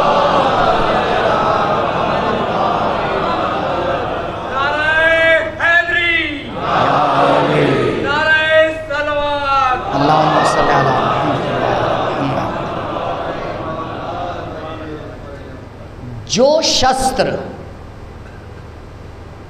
جتنا اہم ہوتا ہے دشمن سب سے پہلے کوشش کرتا ہے کہ اسی کو انیکٹیو کیا جائے۔ مانتے ہیں اس قانون کو یا نہیں؟ ایسا ہوتا ہے یا نہیں؟ اگر دشمن کو پتا ہے کہ میرے پاس ایک نایاب چیز ہے، سب سے پہلے اس کا حملہ اسی پہ ہوگا، اگر تیز دشمن ہے، سمجھتا ہے بات کو۔ آپ جانتے ہیں شیطان سب سے پہلے کس چیز پہ حملہ کرتا ہے؟ شیطان سب سے پہلے حملہ محبت پہ کرتا ہے، کیونکہ محبت سے بڑی اکسیر کائنات میں ہے ہی نہیں، اور اسی لیے اس کو بہت زیادہ بدنام کیا گیا ہے، اسی لیے سب سے زیادہ غلطیاں یہی آپ کو ملتی ہیں۔ عزیزوں، ذات محبت بری نہیں ہے، برائی اس چیز میں ہوتی ہے جس سے ہم غلطی سے محبت کر بیٹھتے ہیں، ہم غور نہیں کر پاتے، کیونکہ پروردگار نے ذات پہ رکھا ہے، مانگا ہے ہم سے، کیوں؟ کیونکہ یہ صفت پروردگار ہے۔ سب سے پہلے خدا اپنے آپ کو چاہتا ہے، اب کیونکہ اپنے آپ کو چاہتا ہے تو چاہتا ہے کہ پہچانا جائے۔ یہ صفت اس نے ہم میں اور آپ میں بھی رکھی ہے یا نہیں؟ اما اگر اسٹیج پہ بلا کے اتنا سا بھی گفٹ نہ دیجئے تو موڈ خراب ہو جاتا ہے، اوپر بلا کے میڈل کیوں نہیں دیا؟ اندھیرے میں تو سب جانتے تھے، یعنی ہم بھی چاہتے ہیں پہچانوائے جائیں۔ یہ ہماری صفت نہیں ہے، یہ پروردگار کی صفت ہے۔ میں چھپا ہوا خزانہ ہوں، میں نے چاہا کہ پہچانا جاؤں، جب میں نے چاہا پہچانا جاؤں تو تمہیں خلق کیا تاکہ تم مجھے پہچانو۔ درود پڑھے پر محمد و آل محمد۔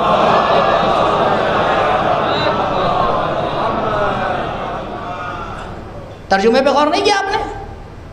کنتو کنزن مخفیہ، اس کا ترجمہ یہ نہیں ہے میں چھپا ہوا خزانہ تھا۔ اگر کوئی یہ ترجمہ کر رہا ہے، یا جلد بازی میں بیچارہ کر گیا ہے یا کم علمی میں کر گیا ہے، انشاءاللہ کہ جلد بازی میں ہوگا۔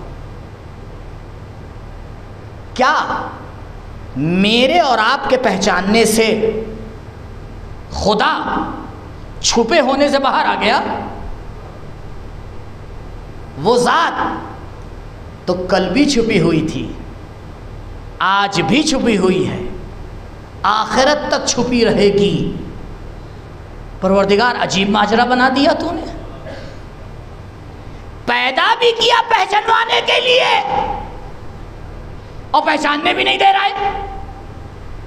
کیوں نہیں پہچاننے دے رہا ہے؟ کہا میں پہچاننے نہیں دے رہا ہوں بھیا، یہ محال ہے، ممکن واجب کو پہچان لے، یہ محال ہے، یہ ہو نہیں سکتا، نہ کہ تم کر نہیں سکتے، یہ محالات کے سرکل میں آتا ہے۔ تو پروردگار جب تجھے معلوم تھا کہ یہ بندے تجھے پہچان ہی نہیں سکتے ہیں تو بھی بنایا کیوں؟ یہ حدیث تو مشکل میں پڑ گئی نا، لیکن میں صرف مشکلات کو بڑھا رہا ہوں، آپ کی نہیں بڑھا نہیں رہا ہوں، کوشش کر رہا ہوں سمجھیے بات کو۔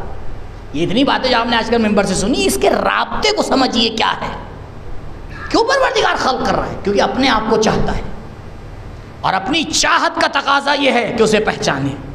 لیکن بڑی مشکل ہے، دو مشکل میں یہاں پہ معاملہ پھنسا ہوا ہے، غور کیجئے گا جو فضیلت آپ کے سامنے پیش کرنے جا رہا ہوں۔ دو پرنسپل میں ٹکراؤ ہو رہا ہے۔ ایک پرنسپل کہہ رہا ہے حب ذات کا تقاضا یہ ہے کہ اسے پہچانا جائے، دوسرا پرنسپل یہ کہہ رہا ہے ممکنات کی اتنی حیثیت ہی نہیں ہے کہ اسے پہچانے۔ ٹکرائے دو پرنسپل یا نہیں؟ جب دو پرنسپل ٹکراتے تو تیسرا راستہ نکالا جاتا ہے۔ بھائی قانون یہ ہے کہ مجلس 1 گھنٹے سے زیادہ نہ ہو، قانون یہ بھی ہے بات پوری ہو۔ اب کیا کیا جائے؟ یا اسے مانیے یا اسے مانیے۔ بھائی دو میں سے اگر ٹکراؤ ایسا ہے کہ دونوں پہ عمل نہیں ہو سکتا تو آپ کسی ایک کو تو مانیں گے یا کوئی تیسرا راستہ نکالیں گے، کیونکہ اگر دونوں پر عمل ہو جاتا تو ہم دونوں پہ عمل کرتے، دونوں پہ ہو نہیں سکتا کہ بھائی مجلس بھی چھوٹی سی پڑی ہے، بات بھی پوری سمجھا دیجئے۔ نہیں، معذرت کے ساتھ مجھے ایسا بیان نہیں آتا، میں آپ کو نہیں کہہ رہا ہوں، آپ تو الحمدللہ فہم اور سمجھ کی عالی ترین رتبے کے اوپر ہے، لیکن بیان کرنے والے کی مشکل ہے، کیا کیا جائے؟ میں اس سے بہتر نہیں بیان کر سکتا، اب اس میں وقت چاہیے ہوتا ہے۔ اب آپ ان دو میں سے کس پہ عمل کریں گے؟ کہا مولانا یا تیسرا راستہ نکالیے یا دو میں سے کسی ایک پہ عمل کیجیے. تو ہم تو فی الحال دوسرے پہ عمل کر رہے ہیں کہ بات پوری ہو جائے، بولو 5 منٹ بڑھ جائے. پروردگار نے بھی کہا دو میں سے کسی پہ عمل نہیں ہو سکتا، مسئلہ یہ دونوں ٹیڑھے راستے ہیں. میں آؤں اپنی معرفت کو چھوڑ دوں، یہ ہو نہیں سکتا کیونکہ یہ میری حب ذات کا تقاضا ہے. اور تمہیں میں ایسا بنا دوں کہ مجھے پہچان جاؤ، یہ بھی نہیں ہو سکتا. تو واجب اور ممکن میں فرق کہاں سے رہ جائے گا؟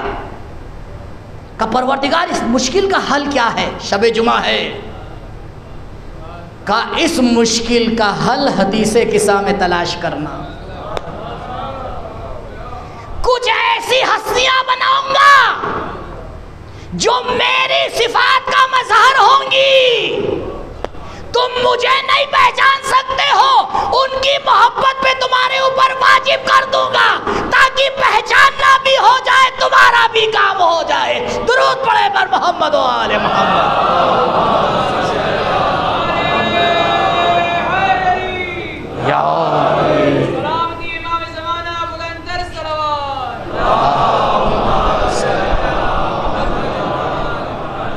اب یہ جملہ بالکل غلط نہیں ہے کہ پروردگار نے پہلے ان ہستیوں کو خلق کیا ہے، چاہے کوئی حدیث ہو چاہے نہ ہو. یہ قانون عقلی ہے. غور فرمائیے، اسلام کا کوئی قانون عقل کے خلاف نہیں ہے. پہلے عقل تائید کرتی، عقل آ کے ثابت کرتی ہے، پھر روایت تائید کرتی ہے، پھر آیات تائید کرتی ہے. کوئی روایت نہ ہوتی، کوئی حدیث قصہ نہ ہوتی، کوئی آپ کے پاس کتاب القدرہ نہ ہوتی، عقل یہ کہتی ہے اگر پروردگار کو اس مشکل سے ہمیں نکالنا ہے تو یہی ایک راستہ ہے، اور اس راستے کا نام ہے اہل بیت. ان ہستیوں کا کمال آپ کو پتہ ہے کیا ہے؟ ہم نے اور آپ نے ان کا کمال کیا سمجھ رکھا ہے؟ ارے قبلہ، مولانا فضائل تو پڑھتے ہی نہیں، عجیب عجیب باتیں کرتی ہیں، باؤنس سے جاتی ہیں، اچھل کے بھی بیٹ سے مارتے تب بھی بال اوپر سے چلی جاتی ہے. کیوں؟ کیونکہ ہم لوگ نے تو فضائل عجیب چیزوں میں بنا رکھے ہیں. آج تک ہم نے نہیں دیکھا مولانا نے ممبر سے پڑھا سورج کو پلٹا دیا. عقیدہ ضعیف ہے. پہلے ہی سب سے حملہ ہوتا ہے کس کے اوپر؟ اما عمل پہ حملہ کر لیتے تب مان جاتا میں، کیونکہ عمل دکھائی دیتا ہے، عقیدہ دکھائی نہیں دیتا. عجب انتریامی معترض ہے، جو دکھائی دیتا ہے اس پہ اعتراض نہیں کرتے، جو نہیں دکھائی دے رہا اس پہ اعتراض کرتے ہیں. عجیب جیالے. آج تک نہیں دیکھا مولانا نے یہ والی روایت پڑھی، وہ ستارہ اترا، سند ونت صحیح نہیں ہے. آپ کی نظروں سے نہیں گزری ہیں یہ روایتیں، چاند دو ٹکڑے ہوا تھا، یہ سب پڑھتے نہیں ہیں آپ. اگر دو آپشن ہوں آپ کے پاس، ایک بیسٹ اور ایک بیٹر، کون سا چنیں گے؟ کون سا چنیں گے؟ جو عالی اسی کو تو چنا جائے گا. تو یہ بتائیے، جس کے اختیار میں، جس کے صدقے میں، جس کے اشارے پہ پروردگار نے پوری کائنات کو خلق کیا ہو، وہ اگر اس میں ادھر سے ادھر کر دے، بھائی یہ کون سا کمال ہے؟ کمال یہ نہیں ہے، کمال یہ ہے کہ اگر ان ہستیوں کو الہی نظام سے نکال دو گے تو الہی نظام نہیں رہ جائے گا. الہی نظام اپنے سسٹم میں فقیر ہے ان ہستیوں کا، بغیر ان کے سسٹم بن ہی نہیں پاتا ہے، بن ہی نہیں پاتا. اسی لیے حدیث قصہ میں کہہ دیا گیا انی ما خلقتو، ما خلقتو کا ترجمہ ہے ہرگز میں نے خلق نہیں کیا، الا لأجلکم ومحبتکم. لفظ محبت آیا یا نہیں آیا؟ یہ وہی محبت ذاتی ہے جس کا میں آپ سے ذکر کر رہا تھا. یہ پروردگار کی محبت ہے جو اس کو اپنی ذات سے ہوتی ہے،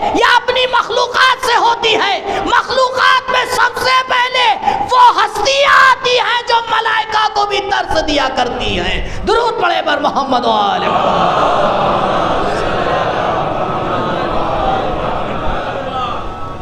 حب ذات علت غائی ہے، کوئی وجہ ہونا چاہیے کام کی۔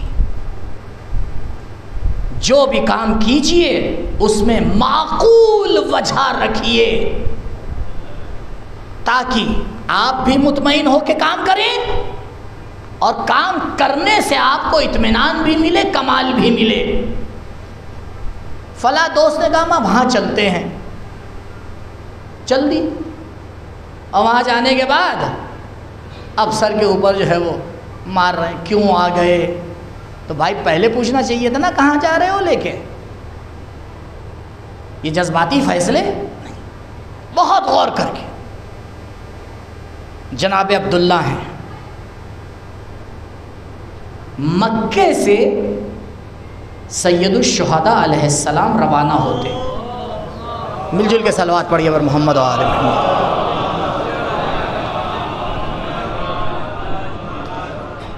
دو روایتیں، ایک روایت پڑھ رہا ہوں آپ کے سامنے۔ مولا نے مکے کو خیر آباد کہا، کوفے کا رخ کیا۔ کچھ منزلیں طے کرنے کے بعد سرکار وفا کو حکم دیا قافلے کو ٹھہرا دو اور صرف ایک خیمہ نصب کرنا، کیونکہ میرا کوئی مہمان آ رہا ہے۔ مولا سے سوال کیا گیا سامان سفر بھی اتار دیں؟ کہا نہیں۔ کہا بیویاں جو ناقوں پہ سوار ہیں انہیں بھی اتارا جائے؟ کہا نہیں، بس چند منٹ ہمیں یہاں ٹھہرنا ہے اور اس کے بعد ہم پھر سفر کو آگے بڑھائیں گے۔ خیمہ نصب ہوا، زہرا کلال خیمے میں تشریف فرما ہوا۔ چند لمحے گزرے تھے، عجیب منظر نظر آیا۔ جناب عبداللہ ہیں، ایک ہاتھ میں اون کی انگلیاں، دوسرے ہاتھ میں محمد کی انگلیاں پکڑے ہوئے چلے آ رہے ہیں۔ اور آنے کے بعد سوال کیا آقا کہاں ہیں؟ کہ اس خیمے میں تشریف فرما ہے۔ اجازت لی، حسین کے پاس پہنچے۔ اب اس طرح سے جب کارواں رکا تو کیا ثانیہ زہرا تک خبر نہیں گئی ہوگی؟ خبر پہنچی بی بی عبداللہ آئے ہیں، عبداللہ آئے ہیں۔ عبداللہ سے تو یہ طے ہوا تھا کہ وہ مکے سے مدینے واپس چلے جائیں گے، کیونکہ وہ بیمار ہیں، ان کی آنکھیں ضعیف ہیں، دیکھ نہیں پا رہی ہے۔ مولا نے انہیں اجازت نہیں دی ہے کہ وہ کربلا تک آئیں، کوفے تک آئیں۔ جیسے ہی بی بی تک یہ خبر پہنچی، ذہن میں آیا کہیں ایسا تو نہیں ہے عبداللہ مجھے واپس لینے آئے ہوں۔ پہنچے امام کے پاس، کہا آقا اپنی زوجہ سے ملنے کے لیے آیا ہوں۔ کہا عبداللہ آپ کی بیوی ہیں، آپ کو اجازت کی ضرورت نہیں ہے۔ اللہ اکبر، اسے کہتے ہیں معرفت اہل بیت۔ کہا نہیں آقا، بغیر آپ کی اجازت کے نہیں مل سکتا۔ کہا جائیے مل لیجئے۔ اب جناب عبداللہ پہنچے اس ناقے کے قریب جس پر ثانیہ زہرا تشریف فرما ہے۔ السلام علیک یا بنت رسول اللہ، اے رسول زادی آپ پر عبداللہ کا سلام ہو۔ وعلیک السلام یا ابن امی، اے میرے چچا زاد بھائی آپ پر بھی میرا سلام۔ اس سے پہلے کہ عبداللہ کچھ بولتے، عبداللہ وعدہ یاد ہے؟ جب رشتہ لینے آئے تھے وعدہ یاد ہے؟ بی بی بے شک وعدہ یاد ہے، تو کس لیے آ گئے؟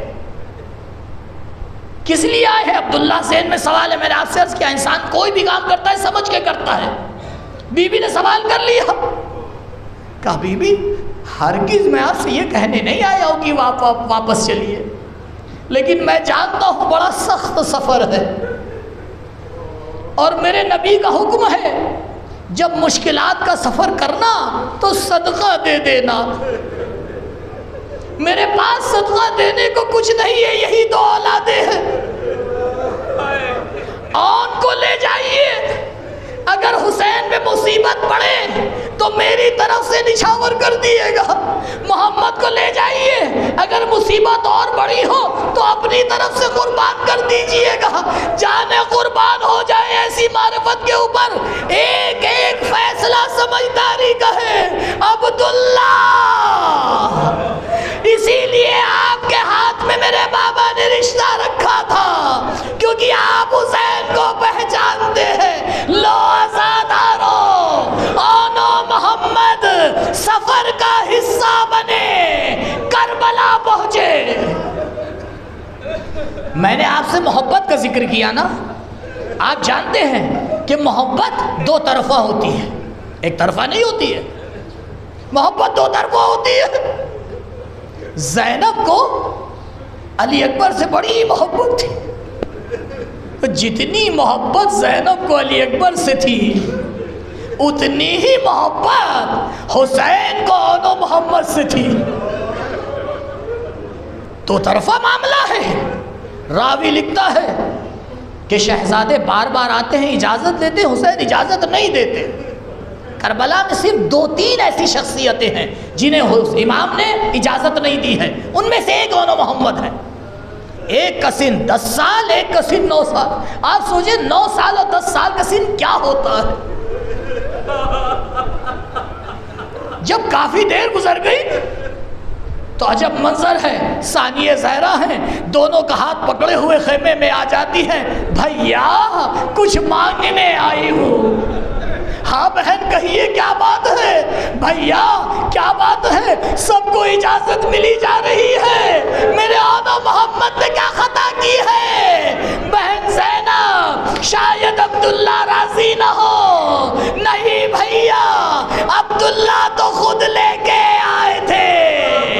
لو عزادارو، بہن نے بھائی سے اجازت منگوا لی، آگے بڑھی، ایک امامہ اٹھایا، بھیا یہ نانا کا امامہ ہے، اسے آن کے سر پر رکھ دیجئے۔ دوسرا امامہ اٹھایا، یہ بابا کا امامہ ہے، اسے محمد کے سر پر رکھ دیجئے۔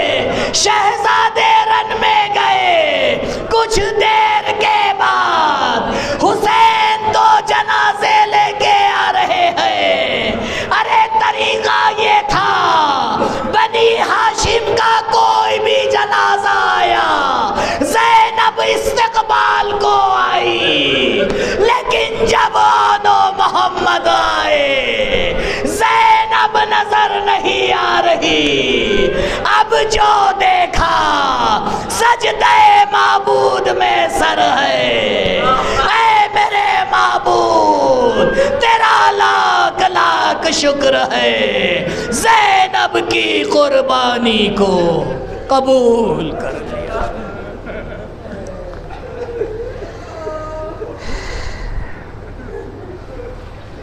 الا لعنۃ اللہ علی القوم الظالمین، سیعلم الذین ظلموا ای منقلب ینقلبون، انا للہ و انا الیہ راجعون، رضا بقضائہ و تسلیما لامرہ، لا معبود سواک یا غیاث المستغیثین۔ بار الہ امام کے ظہور میں تعجیل فرما، ہمارا نام ان کے اعوان و انصار میں شمار فرما۔ پروردگار ہمارے تمام حوائج کو اپنی بارگاہ میں قبول فرما۔ شب جمعہ ہے، ہمارے مرحومین پر اپنی رحمت خاصہ کا نزول فرما۔ پروردگار ہماری عبادتوں کو اپنی بارگاہ میں قبول فرما۔ پروردگار ہماری پہلی اور آخری دعا یہی ہے، امام کے ظہور میں تعجیل فرما، ہمارا نام ان کے اعوان و انصار میں شمار فرما۔ ربنا تقبل منا انکا انت السمیع العلیم۔ درود پڑھیں بر محمد و آل محمد۔